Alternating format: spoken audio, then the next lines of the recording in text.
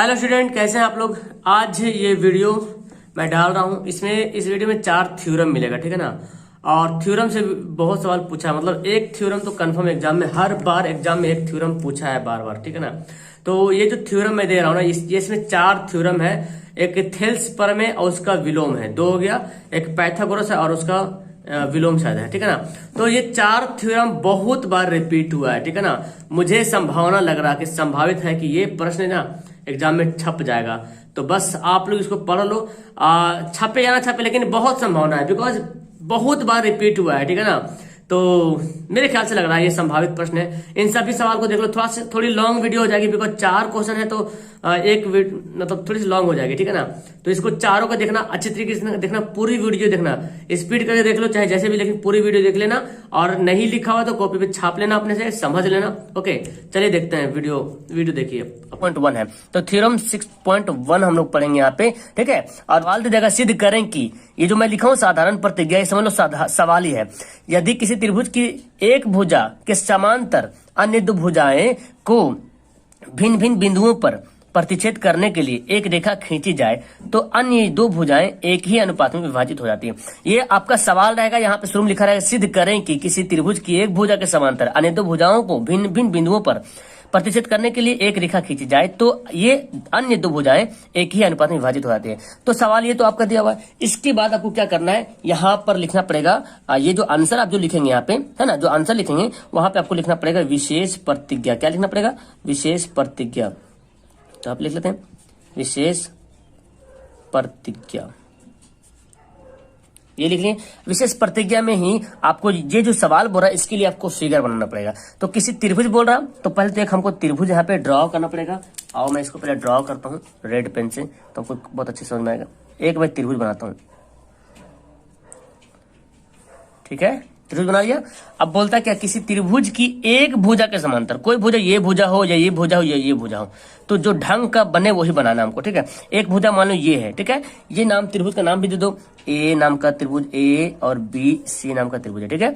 तो एक भुजा के समांतर, एक भुजा कौन हमारा बीसी मान लेते हैं, एक भुजा है, इसके समांतर अन्य 2 भुजाओं को भिन्न भिन्न बिंदुओं पर प्रतिच्छेद करती है। मतलब कहाँ पे प्रतिच्छेद करती है पता नहीं, लेकिन अलग अलग बिंदुओं पे करती है। तो मान लेते एक यहाँ पे है, देखो किसी त्रिभुज की एक भुजा, ये भुजा है, इसके समांतर कर रही प्रतिच्छेद, अलग अलग बिंदु पे कर रही। इसका नाम मैं रखता हूं डी और ई, ठीक है। ये करती है, खींची जाए तो अन्य 2 भुजाएं एक ही अनुपात में विभाजित हो। तो जो 2 भुजाएं बच रहा है, ए डी और डी बी और एई और ईसी, यानी कि ये और ये सेम अनुपात में एक ही अनुपात में विभाजित होता है। यानी कि अगर ये 4 है, अगर एडी की लंबाई 4 है तो एई की लंबाई भी 4 होगा। अगर डीबी की लंबाई 2 है तो ईसी की लंबाई भी 2 होता है। यही बोल रहा ना कि अन्य 2 भुजाएं एक ही अनुपात में विभाजित होती है। जो 2 भुजाएं हैं, ये भुजा और एसी भुजा, ए बी भुजा एसी भुजा, सेम अनुपात, एक ही अनुपात में विभाजित होती है। अगर 2 1 है तो यहाँ भी 2 1 होगा, 3 1 है तो यहाँ भी 3 1 होगा, 4 5 है तो यहाँ भी 4 5 होगा। आए समझ में? ये सवाल कहने का मतलब है। अगर यहाँ पे 8 है, एडी 8 है तो ये भी 8 ही होगा एई, और अगर डीबी 2 है तो ये भी 2 होगा।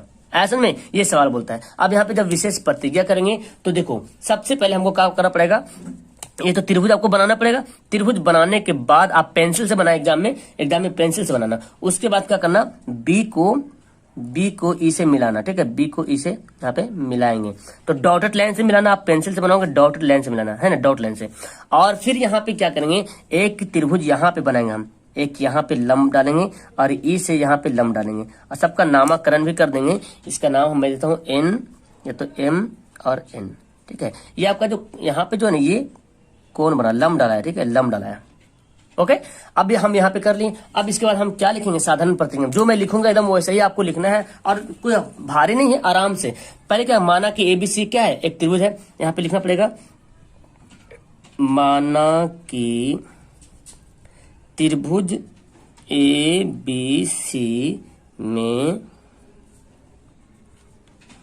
भुजा बीसी, देखो बीसी है, बीसी के समांतर डी खींचेंगे तो भुजा बीसी के समांतर, बीसी के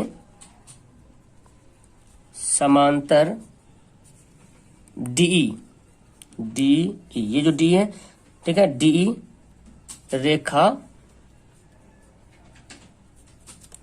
खींचा, ठीक है। और लिखे डी रेखा खींचा, जो जो क्या करता है, जो ए बी से डी, देखो ए बी से डी, जो ए बी से डी बिंदु पर, जो ए बी से डी बिंदु तथा एसी से ई बिंदु पर मिलते हैं, ई बिंदु पर मिलती है ना, ई बिंदु पर मिलते हैं, इतना आपको लिखना पड़ेगा। यानी कि माना कि जो ए बी सी त्रिभुज ए बी सी में भुजा बी सी के समांतर डी एक रेखा खींचा, और ये कहां पे मिलता है, ए बी से डी और ए सी से ई बिंदु पर मिलती है। तो सिद्ध हमको क्या करना है वो लिखना पड़ेगा। तो सिद्ध करना है कि, तो यहां पे लिखूंगा, तो सिद्ध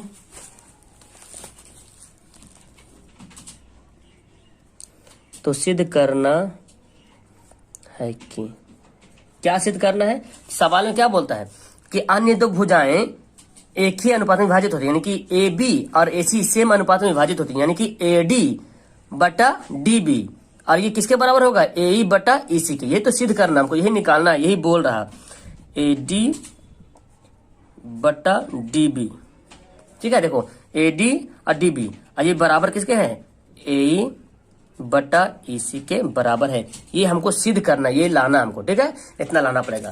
तो इतना तो हम लिख दिए। उसके बाद अब करेंगे रचना। ये जो हम जो लिखे हैं ना, ये सब, ये रचना में ये सब लिखेंगे। जो हम यहाँ से ये लाइन खींच दें, ये लाइन खींच दें, यहाँ पे ये बीई को और डीसी को मिला दिए, ये रचना में करेंगे। तो यहाँ पर लिखेंगे, जिसके जस्ट सामने यहाँ पर लिखेंगे क्या, रचना लिखेंगे। रचना में क्या क्या रचे हैं उसको हमको यहाँ पे दिखा देना है। डी से देखो, डी से डीएम और ई से ईएन, है ना, क्या कहें, भुजा एसी पे एसी, ये एसी और एबी पे क्या किए, लंब डाले, है ना। डी से डीएम और ई से ईएन, भुजा एसी और एबी पे क्या किए, ये लंब डाले, 90 डिग्री यहाँ पे बनाए ना, तो लंब डाले। लंब क्यों डाल रहे हैं आपको भी पता चला, क्योंकि त्रिभुज यहाँ पे बनाना पड़ेगा, एक त्रिभुज ये और एक त्रिभुज ये, यानी कि ये हमको निकालना पड़ेगा, एडी और डी भी निकालना पड़ेगा, और इधर से एई और ए सी निकालना पड़ेगा। तो पहले रचना लिख लेते हैं,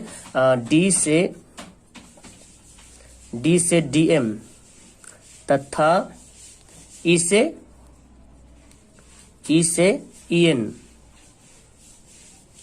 क्रमशः का मतलब एक मतलब मुतवातिर, इसको बोलते ना, पहले एक किए फिर उसके बाद किए। तो डी से डीएम और ई से ईएन क्रमशः भुजा एसी तथा एबी, देखो एसी तथा एबी पर लंब डाला, ठीक है, लंब डाला। उसके बाद फिर आप क्या बोलते हैं, और फिर हम क्या किए, बीई और डी को मिलाए, है ना। तो यहां पे लिख देंगे बीई तथा डीसी को मिलाया। तो ये सवाल मैं हाथ से इसलिए बता, चूंकि ऐसे ही फिर समझ नहीं आता, इसलिए मैं कोशिश किया हूं कि हाथ से ही मैं आपको बताऊं तो सबसे ज्यादा बेहतर रहेगा। मिला दिए। अब आपको यहाँ पे प्रमाण करना पड़ेगा। क्या करना पड़ेगा, प्रमाण। इसी के जस्ट सामने, रचना के जस्ट सामने यहाँ पे लिखेंगे प्रमाण। अब देखो प्रमाण में क्या आपको करना पड़ेगा, यहां समझो। ये जो प्रमाण जो बोल रहा है, प्रमाण में हमको क्या करना पड़ेगा, यहाँ पे देखो तो त्रिभुज बना ए डी ई, एक त्रिभुज बना ए डी ई, ठीक है। और यहाँ पे बनेगा बी डी ई, एक त्रिभुज ये बनेगा बी डी ई। ये दोनों का क्षेत्रफल निकालेंगे। उसके बाद फिर दूसरा में करेंगे ए डी ई और फिर डी ई सी, एक इधर वाला, यानी कि इधर आधार लेना है। जैसे इसका जब बनाएंगे तो आधार इसका हो जाएगा और इसका ये आधार हो जाएगा, इधर बनाएंगे इसका ये आधार हो जाएगा, इसका ये आधार हो जाएगा। तो इस तरह से हमको बनाना पड़ेगा। तो पहले प्रमाण में क्या लिखेंगे, त्रिभुज ए डी ई का क्षेत्रफल निकालेंगे, ए डी ई का क्षेत्रफल लिखेंगे। प्रमाण में यहाँ पे लिखना है, एक मिनट, यहाँ पे लिखना पड़ेगा, प्रमाण लिखें, त्रिभुज ए डी ई का क्षेत्रफल। अब देखो क्षेत्रफल का फॉर्मूला क्या होता है जी, आप जानते हैं, त्रिभुज का क्षेत्रफल 1/2 गुना आधार गुना ऊंचाई, ये तो होता है फॉर्मूला। अब देखो जब ए डी ई निकालते हैं तो हमको क्या चाहिए, हमको एडी चाहिए ना। हमको क्या चाहिए, यहाँ पे हमको एडी चाहिए फिलहाल, एडी और यहाँ पे ई एन। देखो यहाँ पे ई एन, यहाँ समझो बहुत अच्छे तरीके से। तो हाफ तो लिख रहे हैं, आधार इसमें कौन बनेगा, आधार, ये जो त्रिभुज ए डी है, तब इसमें हम आधार ये मानेंगे, कौन मानेंगे, ए डी क्या मानेंगे, आधार मानेंगे। और ऊंचाई क्या होगा, चूंकि ये लंब है ना, तो ई एन क्या हो जाएगा, ई एन एन ई या ई एन जो बोलो, ये आपका क्या होगा, ऊंचाई हो गया। त्रिभुज ए डी के क्षेत्रफल में ए डी हो जाएगा आधार, और ये जो लंब है ना, यही तो लंब है। त्रिभुज का लंब कैसे निकालते हैं, ये लंब है जो लंब डाले यहाँ पे। अब ये पता नहीं कि 90 डिग्री कितना है, पता नहीं, लेकिन हम यहाँ पे ये लंब डाले इसलिए 90 डिग्री ये बनता हमारा। तो ई एन हमारा होगा लंब, आधार गुना ऊंचाई जिसको बोलते हैं। तो यहाँ पे लिखेंगे ए, तो हमारा 1/2 तो हो गया। अब आधार कितना है, देखो आधार हमारा है ए डी, है ना, ए डी आधार हो गया, और ई एन क्या हो गया, ऊंचाई हो गया। आधार गुना ऊंचाई यहाँ पे लिखेंगे, तो यहाँ पर लिखेंगे ए डी गुना क्या बनेगा, ई एन या एन ई जो बोलो, ई एन हो गया। एक हमारा हो गया। फिर अब करते हैं इसको ऐसे रहने दो, समीकरण फर्स्ट करो, यहाँ पे कोई दिक्कत नहीं। और फिर लिखेंगे अब किसका निकालेंगे, ठीक है, अब निकालेंगे त्रिभुज डी बी या बी डी ई का क्षेत्रफल निकालेंगे, बी डी ई। अब जब बी डी ई का क्षेत्रफल निकालेंगे तो आधार क्या होगा हमारा, बी डी हो जाएगा, और ऊंचाई क्या होगा, ऊंचाई यहाँ पे क्या होगा, जब इसमें ऊंचाई निकालेंगे तो इसमें जो क्षेत्रफल बनेगा क्या बनेगा, देखो बी डी ई, ठीक है, बी डी ई का क्षेत्रफल निकालेंगे तो आधार हमारा तो डी बी हो जाएगा, और क्षेत्रफल यहाँ पे ऊंचाई जो होगा इस त्रिभुज के लिए वही हमारा जो ई एन जो यहाँ पे आ रहा है ना, ई एन हमारा यहाँ पे ऊंचाई के आसपास में दिखेगा। ओके, तो आप पूछोगे सर कि हमारा ये ई एन कैसे लंब हो जाएगा। तो देखो मैं आपको क्या बताया था कि लंब किस पे डाले, यहाँ पे देखो डी से डीएम और ई से एन, कहाँ पे, ए सी और ए बी पर लंब डाले, ए बी पर लंब डाले, मतलब ए बी पर लंब डाले। आप कहीं पे भी रहेगा तो ये लंब के काम करेगा, ई एन जो है लंब का ही काम करेंगे, यहाँ रहे चाहे यहाँ रहे उससे कोई मतलब नहीं, क्योंकि ए बी रेखा पर लंब डालाया। अब त्रिभुज ये रहे या त्रिभुज ये रहे, ये लंब आपका वही गिनती में आएगा, ई एन ई। तो यहाँ पे लिखेंगे त्रिभुज क्या लिखें, बी डी ई का क्षेत्रफल, त्रिभुज बी डी ई का क्षेत्रफल, वही फॉर्मूला होता है 1/2 गुना आधार गुना ऊंचाई, ठीक है। 1/2 तो हमारा 1/2 हो गया। आधार देखो कितना है, यहाँ पे आधार क्या है, बी डी हो जाएगा, है ना, बी डी आधार, और ऊंचाई में वही ई एन हो जाएगा, क्योंकि लंब है तो लंब तो हमारा ऊंचाई वही निकालेंगे, ई एन निकालेंगे, तो हमारा बी डी हो जाएगा ये आधार, और ऊंचाई आपका क्या होगा, ई एन हो जाएगा, ई एन हो जाएगा, ठीक है। समीकरण सेकंड, अब सेकंड को फर्स्ट को सेकंड से क्या निकालेंगे, अनुपात निकालते हैं, ठीक है। तो फर्स्ट यहाँ पे लिखना पड़ेगा त्रिभुज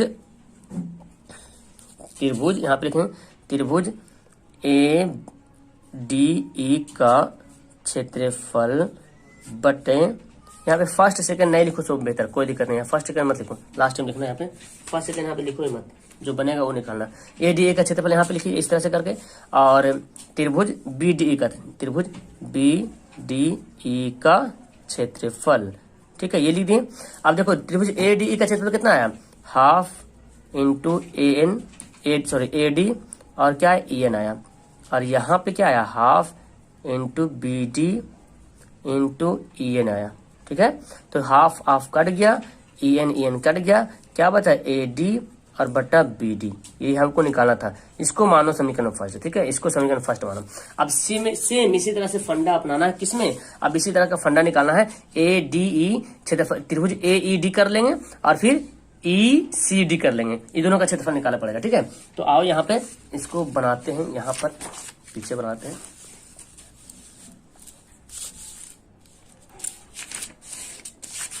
यहीं पे बनाता हूं, बेहतर रहेगा। चलो अब लिखते हैं पे, अब त्रिभुज, देखो जी देख रहे हैं यहाँ पे, त्रिभुज किसमें लिखते हैं, ए ई डी लिखते हैं ना, यहाँ पे इसका नाम चेंज करते हैं, त्रिभुज ए ई डी कर लेते हैं, कोई दिक्कत नहीं, ए डी ई ही नाम रखेंगे तो भी वही होगा, और नहीं भी रखेंगे तो भी वही होगा, ठीक है, या ए डी ई कुछ भी नाम रखेंगे। त्रिभुज ए डी ई का क्षेत्रफल, क्या फॉर्मूला होता है, 1/2 गुना आधार गुना ऊंचाई। अब देखो 1/2 तो ठीक है, आधार, अब हम इस त्रिभुज में आधार को किसको मानेंगे, ए ई को मानेंगे आधार, ठीक है, ए ई को क्या मानेंगे, ए ई को अब मानना पड़ेगा हमको आधार। तो अब हमको लिखना पड़ेगा ए ई, आधार के रूप में ए ई, और जो लंब इसका होगा, जो ऊंचाई होगा वो क्या होगा, डीएम होगा।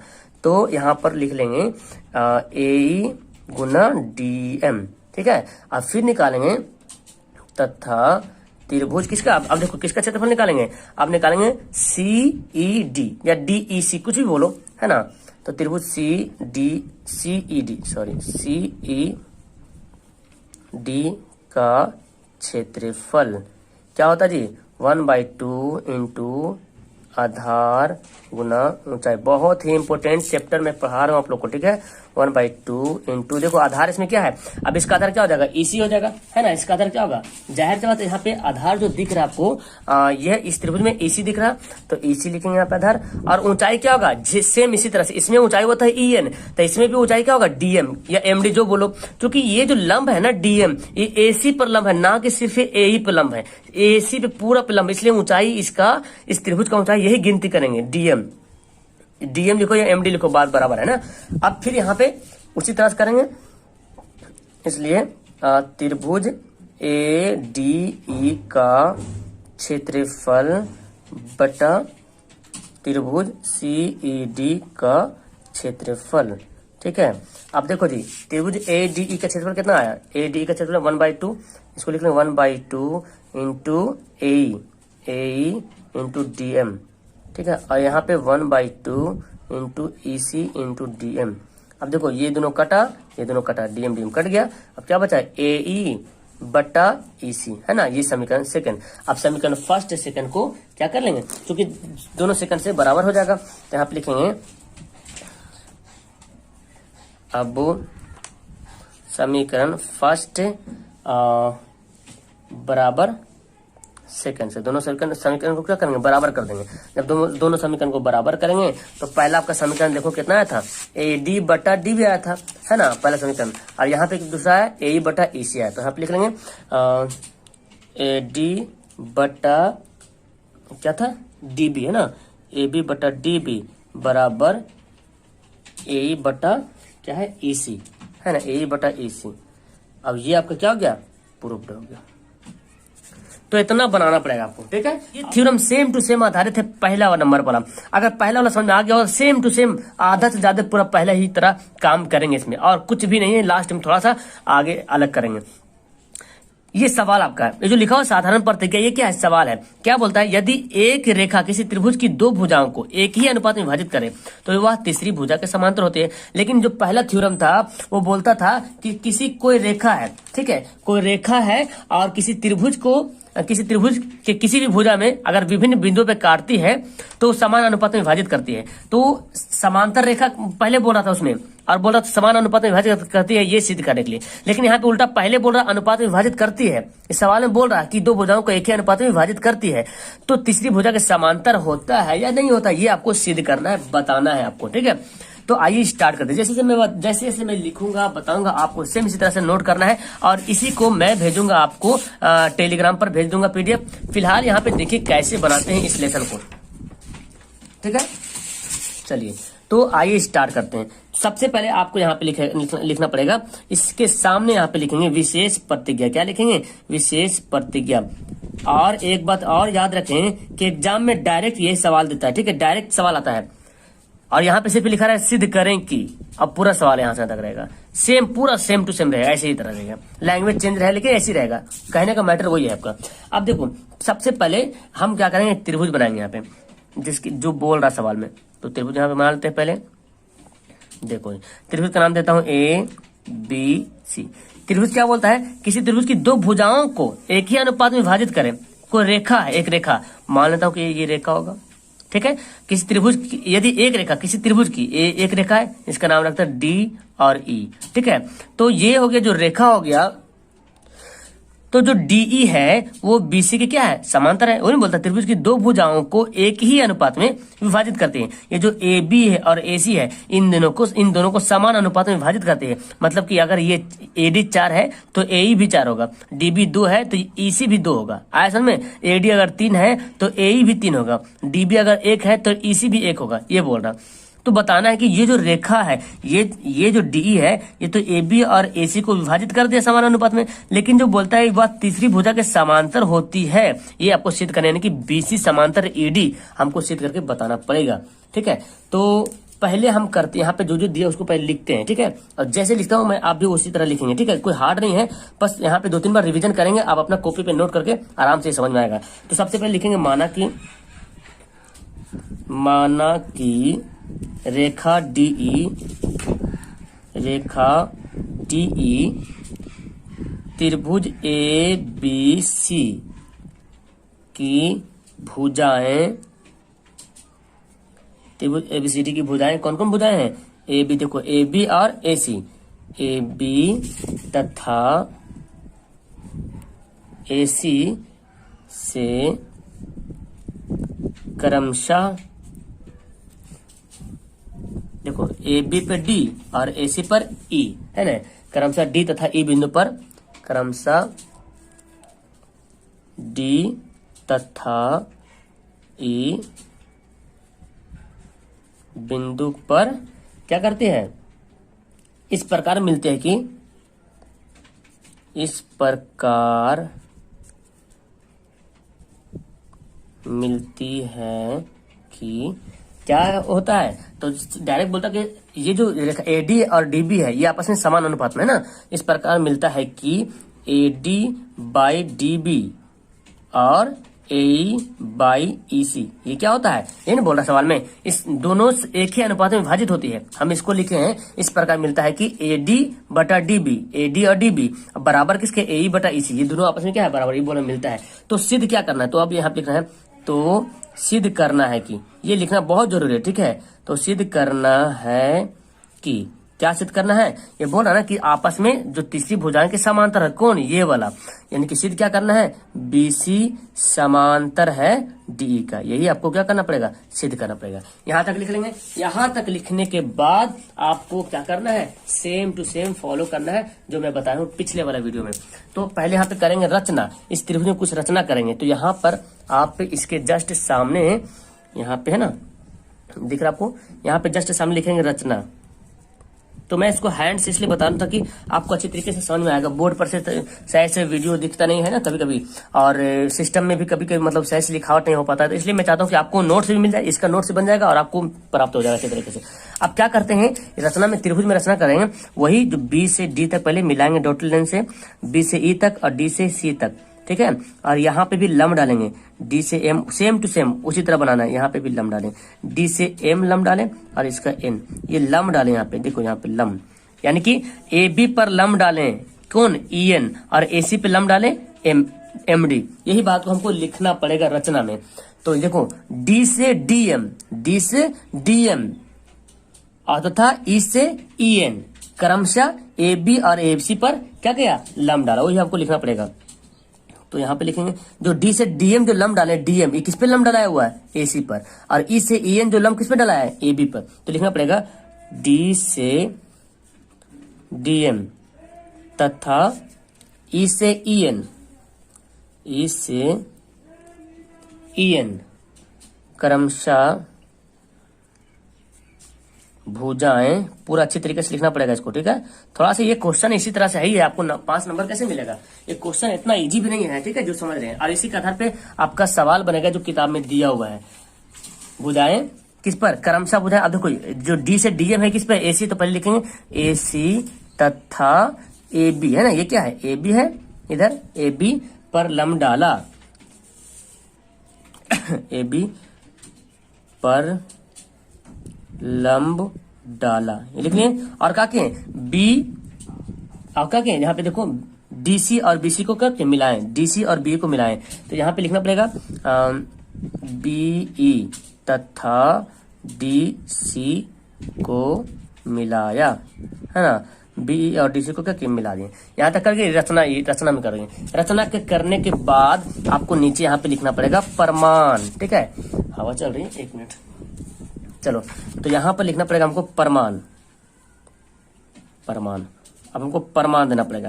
क्या प्रमाण है? अब सेम टू सेम कैसे निकालेंगे? ADE का क्षेत्रफल निकालेंगे। ADE जो पहला थ्योरम था, पहला थ्योरम सेम टू सेम पूरा बनाना है प्रमाण में, सेम टू सेम।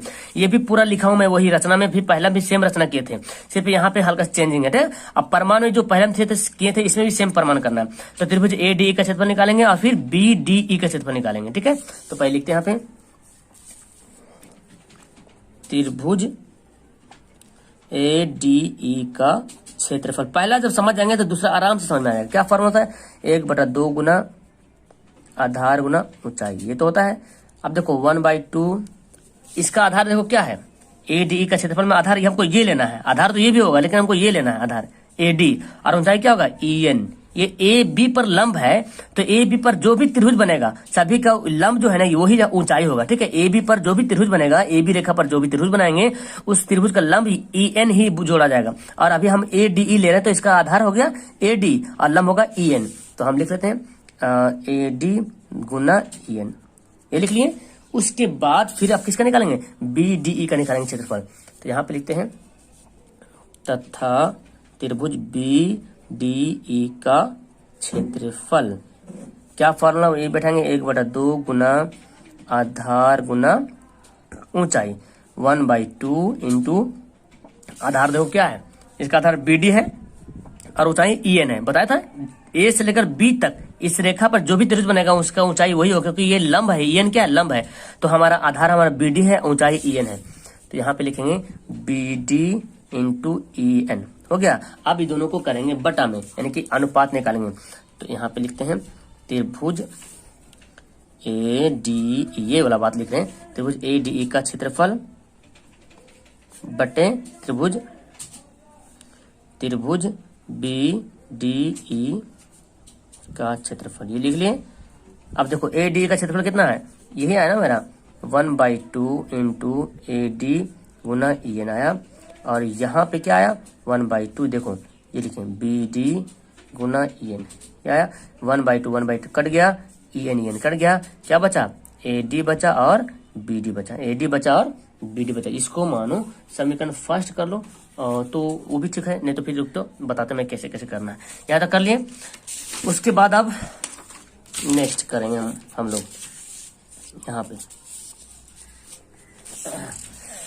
यहाँ पे करेंगे नेक्स्ट, ठीक है।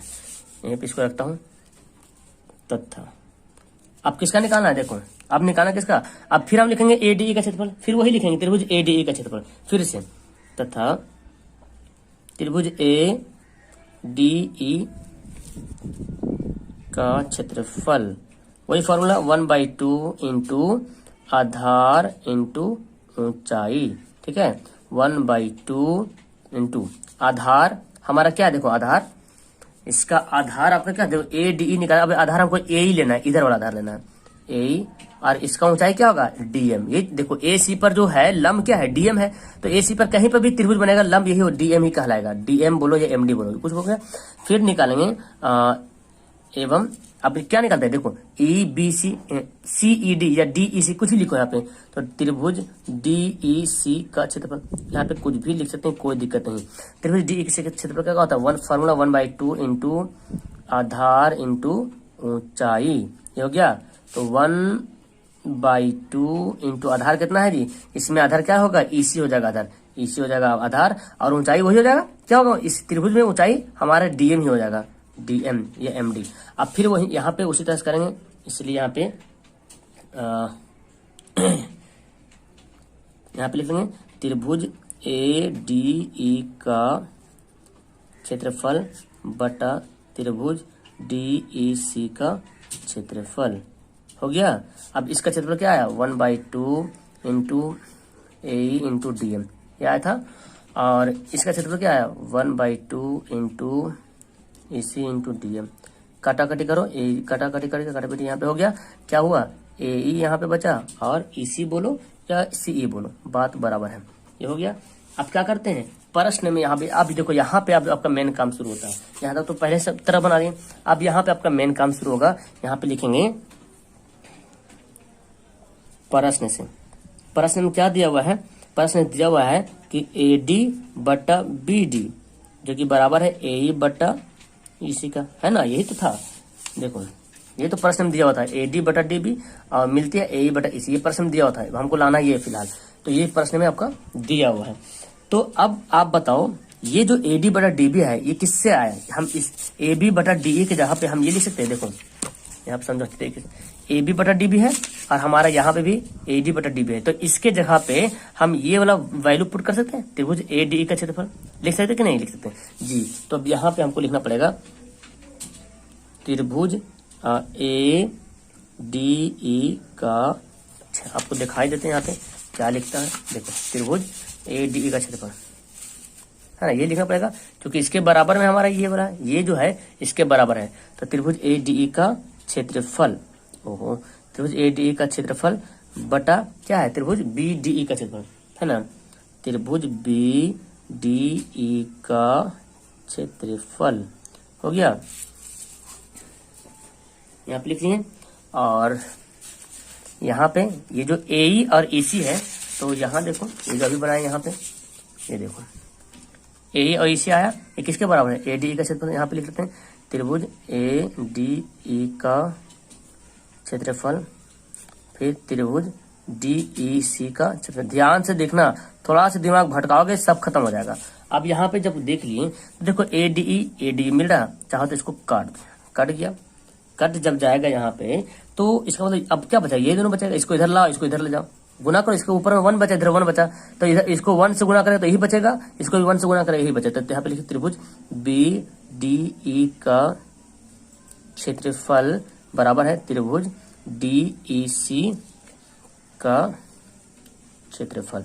यहाँ तक लिखे, यहाँ तक लिखने के बाद अब आपको थोड़ा सा एक लाइन लिखना पड़ेगा जिससे आपको पता चलेगा। देखो अब बी डी ई का क्षेत्रफल, बी डी ई कहाँ पे है, बी डी ई का क्षेत्रफल किसके बराबर है, डी ई सी का, डी ई सी, यानी कि ये आपस में क्या है, ये क्षेत्रफल, ये बी डी ये क्षेत्रफल और डी ई सी ये क्षेत्रफल आपस में क्या है, बराबर है ना, बराबर हो गया।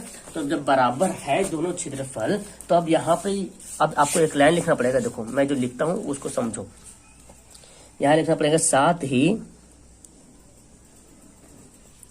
बी, हाँ त्रिभुज बी डी ई तथा त्रिभुज डी ई सी एक ही आधार पर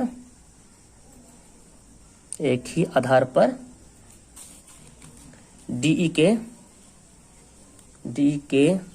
देखो ये जो है त्रिभुज B D E D C एक ही आधार क्या आपका है, यही आधार है, ये जो आधार आपका है, जो त्रिभुज किस पे बना, ये आधार देखो डी बी ई या बी डी ई करो तो इसका ये अगर ये लेते हैं आधार तो आपका ये आधार मिलता है। और यहाँ पे देखो ई सी डी या डी ई सी बोलो तो इसका भी आधार, ये दोनों आधार सेम हो रहा, तो दोनों त्रिभुज का आधार वही आ रहा है, डी ई आ रहा। तो यहाँ पे लिखेंगे साथ ही त्रिभुज बी डी ई तथा त्रिभुज डी ई सी एक ही आधार पर डीई के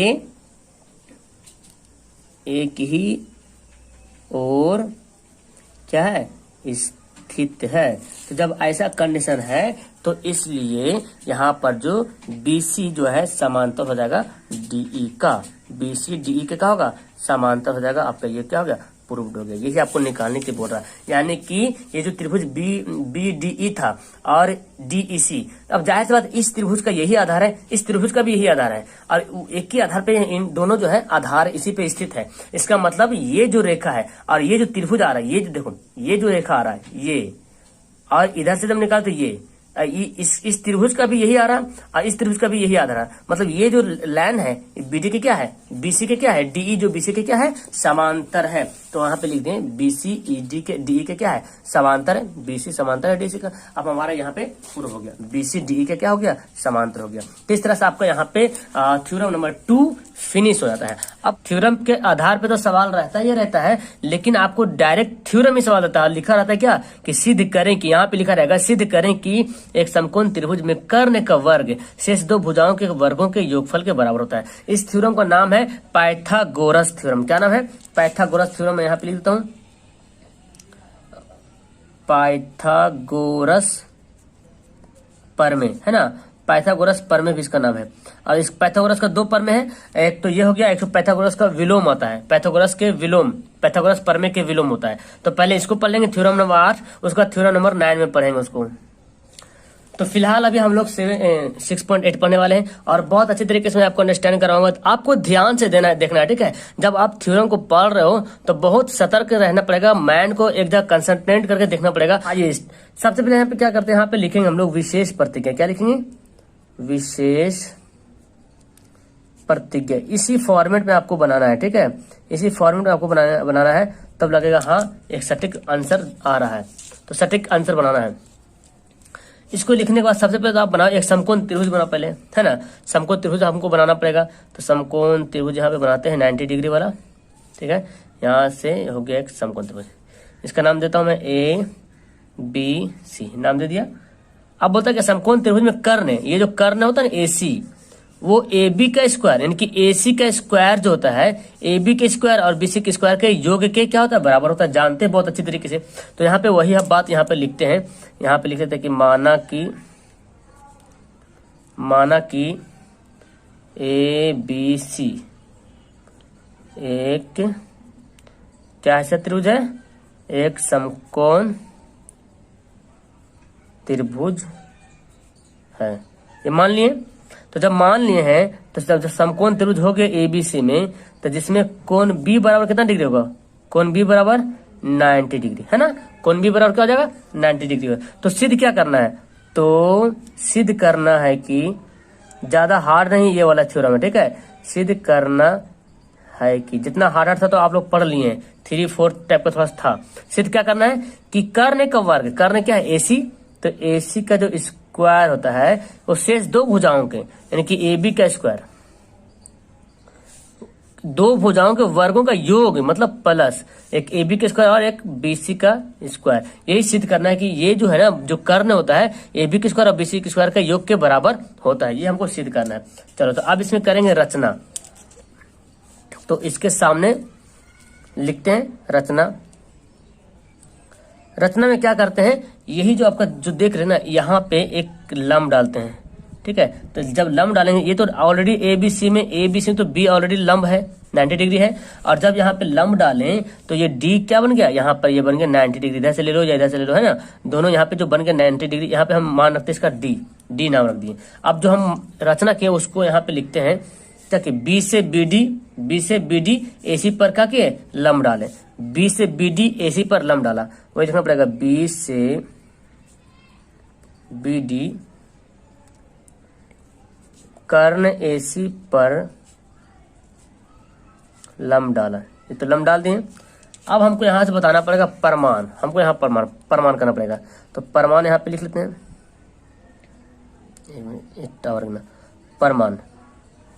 परमाण में आप क्या करना है, अब हम क्या करेंगे, देखो यहाँ पे दो त्रिभुज बन गया, ADB और ABC में। इससे पहले जो 7 नंबर थ्योरम पढ़े थे इसी के आधार पे था, इसी तरह उसमें भी था, बना हुआ था। उसमें मतलब क्या कर रहे थे, समरूपता सिद्ध कर रहे थे कि ADB और BDC समरूप है कि नहीं, और ADB और ABC समरूप है कि नहीं, और BDC और ABC समरूप है कि नहीं। ये तीनों हम लोग सिद्ध किए थे। लेकिन यहाँ पे हमको क्या करना है, ये सिद्ध करना कि इसका जो स्क्वायर होता है, इसका स्क्वायर के बराबर होता है। तो पहले ADB त्रिभुज लेते हैं और फिर ABC में लेते हैं। तो आप जो जानते हैं ये तो समरूप होता ही होता है ना। क्योंकि अभी पहले हम सिद्ध किए थे इसके पहले 6.7 में। तो वही लिखते हैं त्रिभुज ADB में, त्रिभुज ADB तथा त्रिभुज ADB तथा त्रिभुज ABC में समरूप पहले सिद्ध कर लेंगे। इसको समरूप पहले दिखा देंगे समरूप होता क्या होता है। तो क्या उसमें क्या क्या दिख रहा है, देखो वही कंडीशन यहाँ पे आ रहा। अगर यहाँ पे लेना चाहेंगे तो ADB में D क्या है, समकोण है, और ABC में B क्या है, समकोण है कि नहीं। तो यहाँ पे लिखना पड़ेगा कोण ADB बराबर है कोण त्रिभुज ABC। त्रिभुज ADB बराबर त्रिभुज ABC। यहाँ पे इस त्रिभुज में D समकोण है, इस त्रिभुज में B समकोण है, बराबर कितना डिग्री है, 90 डिग्री है, ठीक है। फिर आपको फिर क्या दिख रहा है कि उभयनिष्ठ इसमें कौन है, मतलब कॉमन कौन है, ABC में A कॉमन हो रहा और BAD में A कॉमन हो रहा है ना। देखो BAD में A आ रहा और ABC में भी A आ रहा। तो आप लिख लेंगे त्रिभुज BAD जो बराबर है BAC।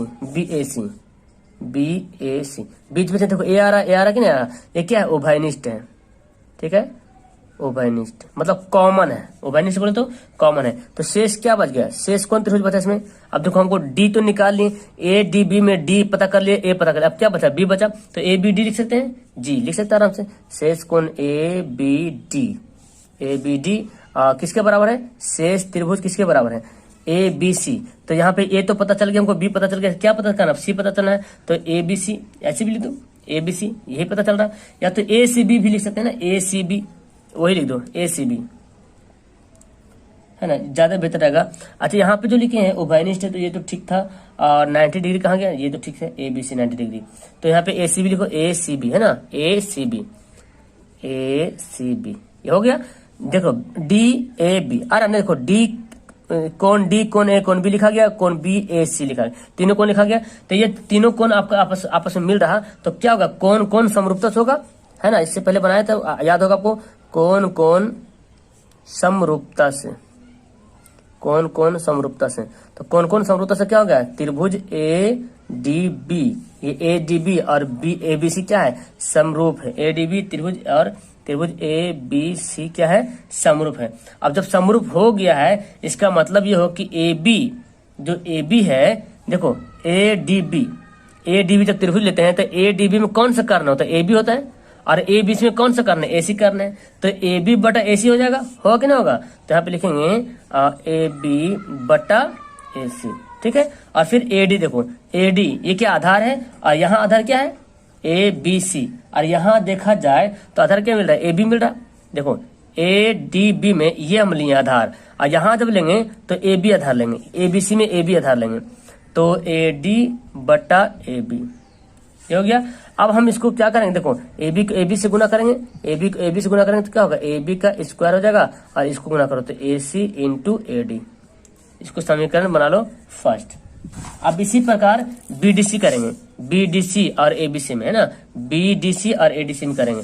तो आप जान रहे हैं अभी, इससे पहले बनाए तो जब इसी तरह करेंगे बीडीसी और एबीसी में करेंगे तो यही कौन आएगा, इस तरह बनेगा, समरूप हो जाएगा। तो यहाँ पे हम डायरेक्ट लिख लेंगे इसी प्रकार, इसको बनाने की जरूरत नहीं, लिख लेंगे इसी प्रकार त्रिभुज बीडीसी तथा त्रिभुज ए बी सी समरूप है, होगा कि नहीं। इसी प्रकार जब करें तो दोनों आपस में क्या हो जाएगा, समरूप हो जाएगा। अब जब दोनों आपस में समरूप हो जाएगा तो हम उसको क्या करेंगे, हम यहाँ पे लिख सकते हैं बीसी बटा एसी। देखो अब ये जब त्रिभुज जाएंगे तो बीसी, देखो बीडीसी में कर्ण कौन, बीसी होता है, और एबीसी में कर्ण कौन होता है, एसी होता है। तो यहाँ पे लिखेंगे बीसी, इसलिए बीसी बटा एसी हो गया, और फिर डीसी बटा बीसी। देखो इसमें डीसी लेंगे और इसमें क्या लेंगे, बीसी लेंगे, डीसी बटा बीसी। अब देखो जी बीसी को बीसी से गुना करेंगे तो क्या होगा, बीसी स्क्वायर और एसी इंटू डीसी। समीकरण इसको क्या करेंगे, सेकंड करेंगे। अब समीकरण सेकंड और थर्ड को जोड़ देंगे तो ए बी स्क्वायर आ गया, बीसी स्क्वायर आ गया। अब ये दोनों को क्या करेंगे, जोड़ देंगे। यहाँ पे लिखते हैं पीछे में, समीकरण फर्स्ट जोड़ सेकंड से, फर्स्ट को सेकंड से जोड़ देंगे, यानी कि ए बी का स्क्वायर तो आ जाएगा और बीसी का स्क्वायर आ जाएगा। देखो जी यहाँ देखो ए बी का स्क्वायर, और यानी कि इधर वाला बाएं वाला बाएं साइड के साथ जुड़ेगा, ये वाला इसके साथ जुड़ेगा, ठीक है। तो A B square A B square जोड़ दिए, और A C into D C, A C into D C ये लिखना पड़ेगा। तो यहाँ पे लिखते हैं A C into D C plus A C into D C है, sorry A C into A D है, A C into A C, A C into A D, A C into D C. तो A C into A D है, sorry A C into A D है, और A C into D C है ना, ए C into D C है। अब देखो ए सी मिल रहा है यहाँ पे, तो ए सी ले लिए कॉमन, क्या बचा A D plus D C, ये बता A D plus D C. अब आप जानते हैं जी, देखो ए डी और D C, A D D C मिलकर क्या बनेगा, ए सी बनेगा, ए डी और डी सी, यहाँ से तक ए डी, यहाँ से तक डी सी है। तो ये दोनों मिलकर हम ए सी लिख सकते हैं कि नहीं लिख सकते हैं, बिल्कुल लिख सकते हैं। तो हम इसके जगह पे क्या लिख देंगे, ए सी इंटू ए सी, और ये क्या हो जाएगा, ए सी का स्क्वायर हो जाएगा। तो यहाँ पे इसलिए यहाँ पे ऐसे ए सी स्क्वायर जो है, ए बी का स्क्वायर प्लस बीसी का स्क्वायर के क्या है बराबर है। एसी का स्क्वायर जो है A B square plus BC square के जोड़ के बराबर है, और ये क्या हो जाएगा प्रूव्ड हो जाएगा। तो इस तरह से आपका कितना आसान से ये पूरा क्लियर हो गया। और ये आपको कब बनाना आएगा, जब आप थ्योरम नंबर 7 पढ़ोगे, 7 नंबर, तो ये बहुत अच्छे तरीके से समझना है, क्योंकि इसमें हम कहा कि समरूपता को यहाँ दिखाएं। एक समरूपता जब दिखाएं उसमें हम तीनों समरूप दिखाए थे, ए डी बी और एबीसी बताए थे समरूप के लिए, फिर बीडीसी और एबीसी बताए समरूप के लिए, और फिर बोले कि एडीबी और बीडीसी आपस में ये दोनों आपस में समरूप है, तो समरूपता उसमें सिद्ध किए थे। ठीक है, तो अगर 6.7 अच्छी तरह से समझ में आया होगा तो ये इजी से समझ में आ गया होगा, इसमें और कुछ भी नहीं लगा होगा, क्योंकि उसमें ना यही बताए थे, ये जो आप देख रहे हैं ना, ये जो समझ में आया ना आपको, यही बताए थे अलग अलग से, तो उसी का ये पार्ट समझ लो अगला पार्ट है। तो इस तरह से आपका थ्योरम नंबर 6.8 जो है बहुत इंपॉर्टेंट है, पाइथागोरस थ्योरम। एग्जाम में बहुत बार ये थ्योरम आता है। ठीक है, पाइथागोरस थ्योरम और थेल्स प्रमेय, ये दो थ्योरम पाइथागोरस का, दो थ्योरम थेल्स का, यानी कि 4 थ्योरम जो है बहुत ही काफी अहम है। तो आइए क्या बोलता है जी, यदि किसी त्रिभुज की एक भुजा का वर्ग अन्य दो भुजाओं के वर्गों के योग के बराबर होता है। अब पता है, अभी हम थ्योरम नंबर 8 में यही सिद्ध किए थे कि त्रिभुज का एक भुजा का वर्ग जो होता है अन्य दो भुजाओं के वर्गों के योग के बराबर होता है, ये सिद्ध किए थे। लेकिन बोलता बराबर तो होता है, लेकिन पहली भुजा का सम्मुख कोण समकोण होता है, बहुत इंपॉर्टेंट है। चलिए, तो हम इसको पहले क्या करेंगे, सबसे पहले यहाँ पर करेंगे विशेष प्रतिज्ञा। आपको तो ये फॉर्मेट पता चल गया होगा, चूंकि शुरू से पढ़ रहे हैं आप लोग, नहीं पढ़े हैं ना पूरा, तो डिस्क्रिप्शन में लिंक दिया हुआ, वहां पे जाइए, थ्योरम नाम का लिखा हुआ है, प्लेलिस्ट थ्योरम नाम का खुलेगा, पूरा थ्योरम, नो थ्योरम पूरा उसमें रखा हुआ है, या तो फिर मैथ सब्जेक्टिव लिखा हुआ उसमें भी जाएंगे तो मिल जाएगा। विशेष प्रतिज्ञा। अब विशेष प्रतिज्ञा में पहले क्या करेंगे, सबसे पहले बोलता किसी त्रिभुज की एक भुजा का वर्ग अन्य दो भुजाओं के वर्गों के योग के बराबर होता है। ये त्रिभुज कैसा रहेगा, जब कोई त्रिभुज का एक वर्ग होगा और अन्य दो भुजाओं के वर्गों के योग के बराबर होता है, तो वो त्रिभुज कैसा होता है जी, वो त्रिभुज होता है समकोण। कैसा होता है, समकोण त्रिभुज होता है। तो हम समकोण यहाँ पे ड्रॉ कर लेंगे यहाँ पे। चलिए, अब यहाँ पे नाम देता हूं मैं, ए बी सी नाम दे दिया। अब हमको यहाँ पे मानना पड़ेगा जी, तो मान लेते हैं यहाँ पे माना कि त्रिभुज ए बी सी एक त्रिभुज है। त्रिभुज माना कि ए बी सी एक त्रिभुज है। ठीक है, तो त्रिभुज माने हैं, तो जिसमें क्या दिया हुआ है, जब जो त्रिभुज बनाए ए बी सी, उसमें क्या दिया हुआ है कि वर्गों के भुजाओं का, त्रिभुज के एक भुजा का वर्ग यानी कि एसी का, इसमें जो है एसी का स्क्वायर जो है ए बी का स्क्वायर प्लस बीसी के स्क्वायर के बराबर है। ये बोलता है ना, ये तो शुरू में हम लोग बनाए, इसको सिद्ध भी किए थे। तो इसमें ये दिया हुआ, हम जो माने ना ये त्रिभुज, इसमें ये सब दिया हुआ है। चूंकि हम माने एक त्रिभुज है, तो पहले बोल दिया एक त्रिभुज ऐसा हो जो इस रूल को फॉलो करता हो, इस रूल को फॉलो करा दिया यहाँ पे। तो सिद्ध क्या करना है, तो सिद्ध यही करना है, तो सिद्ध करना है कि क्या सिद्ध करना है, बोलता है कि पहली भुजा का सम्मुख कोण, ये जो पहली भुजा देख रहे एसी, इसके सामने वाला कोण, सम्मुख कोण जो है समकोण होता है, मतलब 90 डिग्री होता है। कहने का मतलब कि ए बी सी जो है क्या है, 90 डिग्री है। कोण ए बी सी बराबर 90 डिग्री। आया समझ में। हमको क्या सिद्ध करना है कि जो पहली भुजा कोण हमारा एसी है, इसके सम्मुख कोण का होता है, सामने वाला जो भुजा के सम्मुख कोण, सामने वाला जो कोण होता है उसको बोलते हैं सम्मुख कोण। तो भुजा के सम्मुख कोण जो है बी है, वो है 90 डिग्री। यही हमको सिद्ध करना है। अब हमको पहले करना पड़ेगा रचना। क्या करना पड़ेगा, रचना करेंगे तभी होगा। यहाँ पे लिखते हैं रचना। अब रचना क्या करना पड़ेगा, इसी त्रिभुज के बगल में एक और त्रिभुज का निर्माण करना पड़ेगा हमको यहाँ पर। तो यहाँ पे एक इस तरह समकोण त्रिभुज का निर्माण कर लेते हैं। यहाँ पे बन गया, यहाँ पे मिला देंगे। ठीक है, इसका नाम रख देता हूं मैं डी ई और एफ। ये दो त्रिभुज हो गया, और यहाँ पे तो जान रहे हैं 90 डिग्री। अब जो हम यहाँ पे निर्माण किया उसको लिखते हैं। यहाँ पे हम लिख लेते हैं कि क्या लिखते हैं यहाँ पे, देखो त्रिभुज डी ई एफ का निर्माण किया है ना, बनाया हम लोग। निर्माण इस प्रकार किया कि, अच्छा इस प्रकार लिखेंगे, इस प्रकार किया कि, या इस तरह किया कि, जो भी लिखें, इस प्रकार किया कि। कैसे किए हैं कि कोण ए जो है कोण डी के, सॉरी भुजा जो डी जो भुजा है वो ए बी के बराबर है, और जो ई एफ भुजा है वो बी सी के बराबर है। तो यहाँ पे लिख लेंगे डी ई जो है आपस में ए बी के क्या है, बराबर है, और ई एफ जो है वो क्या है, बी सी के बराबर है। और इसमें जो ये जो हम कोण दिए 90 डिग्री, और यहाँ पे लिख लेंगे कोण डी ई एफ जो है कितना है, 90 डिग्री। यहाँ पे तथा लिखे तथा त्रिभुज एक कोण एबीसी डीईएफ क्या है 90 डिग्री। यहाँ तक हम इसको रचना किए। अब रचना किए तो अब यहाँ पे करेंगे क्या, परमान। क्या कर देंगे, परमान। तो अब हम रचना में कर दिए हैं कि डीईएफ को बना दिए 90 डिग्री, समकोण बना दिए। अब समकोण बना दिए हैं तो उसमें तो ये रूल फॉलो करेगा इसके हिसाब से डीएफ का स्क्वायर बराबर डीई का स्क्वायर प्लस ईएफ का स्क्वायर तो फॉलो करेगा, क्योंकि समकोण बन गए तो फॉलो तो करना ही करना है। करने का स्क्वायर जो है बाकी दो भुजाओं के स्क्वायर के जोड़ के बराबर होता है। तो ये हमको यहाँ पे लिखना पड़ेगा परमान में त्रिभुज डीईएफ में, त्रिभुज डीएफ में। तो डीएफ में क्या होता है कि कोण डीईएफ जो है 90 डिग्री है। जब 90 डिग्री है तो पाइथागोरस, यहाँ पे लिखूंगा एक मिनट, तो पाइथागोरस परमेय से, ये बहुत आने वाला है ये वाला सवाल, परमेय से क्या होता है कि डीएफ का स्क्वायर डीई का स्क्वायर प्लस ईएफ का स्क्वायर होगा। पाइथागोरस परमेय तो यही बोलता है कि डीएफ का स्क्वायर बराबर होता है डीई का स्क्वायर प्लस ईएफ, दिख रहा है ना ईएफ, तो ईएफ का स्क्वायर। ये तो हो गया है ना, यहाँ तो हम लोग कर लिए।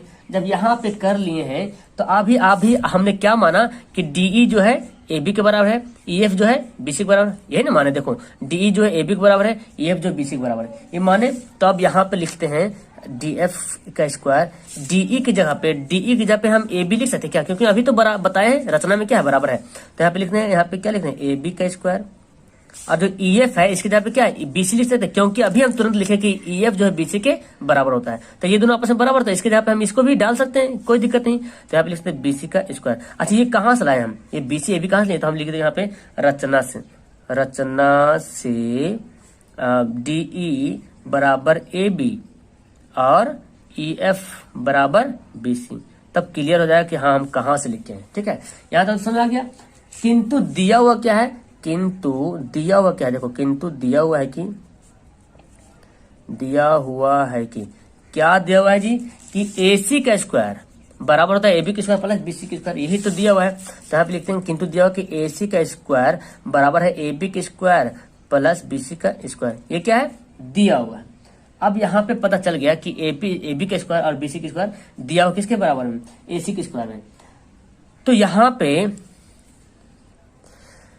तो देखो ये जो हम लाए ना अभी, हम AB का स्क्वायर प्लस BC स्क्वायर, यहाँ भी देख रहे हैं आई किसके बराबर है, DF के बराबर है कि नहीं, DF के बराबर। तो क्या हम इसके जगह पे DF लिख सकते हैं, क्यों नहीं लिख सकते यार, आराम से, क्यों नहीं, इसके जगह पे हम लिख सकते हैं DF का स्क्वायर, क्योंकि अभी हम यहाँ पे लिखे हैं दिया हुआ क्या है, ये दिया हुआ है, तो इसके जगह पे हम इसको डाल सकते हैं, यही तो है हमारा AB का स्क्वायर प्लस BC का स्क्वायर। इसके जगह पे हम क्या लिख दिए, DF का स्क्वायर लिख दिए। तो DF का स्क्वायर यहाँ पे लिख दिए हैं, तो स्क्वायर काट दो, कर सकते हैं स्क्वायर काट दिए, तो हम इसको लिखते हैं DF बराबर AC, ऐसे लिख देते हैं। अब ये हमारा समीकरण बन जाता है फर्स्ट। अब ज्यादा लंबा नहीं जाने वाला है, आप क्या करेंगे, DEF और ABC त्रिभुज निकालते हैं, DEF और ABC में बनाते हैं। यहाँ पे लिखना पड़ेगा, अब त्रिभुज DEF तथा त्रिभुज ABC में हो गया। इसमें क्या है, इसमें क्या भी रचना से पता किए कि DE जो है AB के बराबर है, EF जो है BC के बराबर है ना। और समीकरण फर्स्ट में अभी क्या निकाले, DF जो AC के बराबर है। समीकरण जब फर्स्ट बनाया तो DF जो है AC के बराबर भी हो गया। अभी तक तो हम लोग जान रहे थे कि EF जो है BC के बराबर है, DE AB के बराबर है, लेकिन जब समीकरण जब बनाए यहाँ पे तो DF जो है AC के बराबर भी हो गया, यानी कि इसका भी कर्ण आपस में क्या हो गया, बराबर हो गया। तो वही बात हम लोग लिखने वाले यहाँ पर है कि DE बराबर AB, EF बराबर BC और AC DF बराबर AC, यही बात हम यहाँ पे लिखने वाले हैं। DE बराबर AB, ये कहां से आया, तो ये आया रचना से, है कि नहीं, रचना में था ना, देखो ये तो रचना में था, कहाँ गया रचना, देखो यहाँ पे रचना है, रचना में हम ये दोनों बोले बराबर होगा, ये भी दोनों बोले बराबर होगा, तो रचना से लिख लिए। और फिर आपको यहाँ पे एक और है EF बराबर AC, EF बराबर AC, ये भी कहाँ से आया, रचना से। आप लोग अच्छे से लिखना, ठीक है, रचना से। और फिर आपका भी समीकरण फर्स्ट है, क्या निकाले कि DF जो है किसके बराबर है, AC के बराबर है। दोनों AC कैसे आएगा, नहीं ये BC है आपका, BC। EF जो है BC के बराबर है और DF जो है AC के बराबर, कहाँ से आए, देखो DF जो है AC के बराबर, समीकरण फर्स्ट से। तो यहाँ पे लिखेंगे समीकरण फर्स्ट से, हो गया, यहाँ तक लिख लिए। अब जब यहाँ पे लिख लिए तीनों भुजा आपस में क्या हो गया, बराबर हो गया, ये भुजा भी बराबर हो गया, ये भुजा बराबर हो गया, ये भुजा बराबर हो गया, तीनों भुजाएं आपस में बराबर हो गया। तो अभिगृहित जो बनेगा, तो अभिगृहित एस एस एस है ना, साइड साइड साइड, यानी कि भुजा भुजा भुजा। तो क्या होता है जब भुजा भुजा हो गया तो त्रिभुज जो डी ई एफ जो त्रिभुज है ये आपस में क्या हो गया, सर्वांगसम हो गया। त्रिभुज ए बी सी का आपस में क्या हो गया, सर्वांगसम हो गया। तो सर्वांगसम जब होता है, तो जब सर्वांगसम होता है तो दोनों त्रिभुज आपस में क्या होता है, बराबर होता है। यानी कि त्रिभुज जो है या तो कोण, सॉरी, जब सर्वांगसम होगा तो ये कोण आपस में क्या होगा, बराबर हो जाएगा। यानी कि डी ई एफ कोण जो है एबीसी आपस में क्या है, बराबर है। तो लिख लेंगे कोण डी ई एफ बराबर हो गया कोण ए बी सी। अब जब बराबर हो गया, अभी डी एफ को क्या माने थे हम लोग, 90 डिग्री माने कितने, देखो यहाँ पे डी एफ को माने थे क्या हम लोग, डी ई एफ को माने हम लोग 90 डिग्री। अब जब ये डी ई एफ जो है एबीसी के बराबर हो गया, इसका मतलब जो ये है वही ये है ना जी, जो ये है वही ये है। तो यहाँ पे लिख लेंगे इसलिए कोण ए बी सी बराबर 90 डिग्री है ना, एबीसी बराबर 90 डिग्री। और ये आपका क्या हो गया, प्रूव्ड हो गया। तो यहाँ पे आपको ज्यादा मतलब कुछ करना नहीं था, जो पाइथागोरस जो थ्योरम था उसी के आधार पे इसको बनाना था, ठीक है। तो पाइथागोरस का जो पहला थ्योरम था उसी के आधार पे इसको बनाए हैं। और यहाँ पे देखो बस कुछ नहीं, यहाँ पे एक रचना किए हैं और इसके आधार पे इसको बनाया गया है। और रचना में जो किए हैं आप यहाँ पे देख सकते हैं कि A B D F A B के बराबर किए हैं, ई एफ बी सी बराबर किए। और ये जो ई है ये आपका 90 डिग्री था, है ना, 90 डिग्री था। जब इसको बनाए हैं तो कर्ण भी बराबर हो गया, ए सी और डी एफ। देखो बनाए तो ए सी और डी एफ आपस में क्या हो गया, देखो हो गया ना बराबर, ए सी डी एफ बराबर हो गया। अब इसी को हम लोग यहाँ पे जब किए हैं तो दोनों त्रिभुज में तीनों भुजाएं आपस में क्या हो गया, बराबर हो गया। तो तीनों भुजा जब बराबर होता है तो अभिगृहित एस एस यानी कि साइड साइड साइड से क्या होता है, दोनों त्रिभुज सर्वांगसम होता है। जब त्रिभुज जब सर्वांगसम होगी तो उनके कोण भी आपस में क्या होंगे, बराबर हो जाएंगे। तो जब डी एफ को माने थे 90 डिग्री तो ये भी हो गया 90 डिग्री, ऑलरेडी पहले से हो जाएगा। तो इस तरह से आपका बताइए। Okay, that's all, thank you everyone, have a nice day.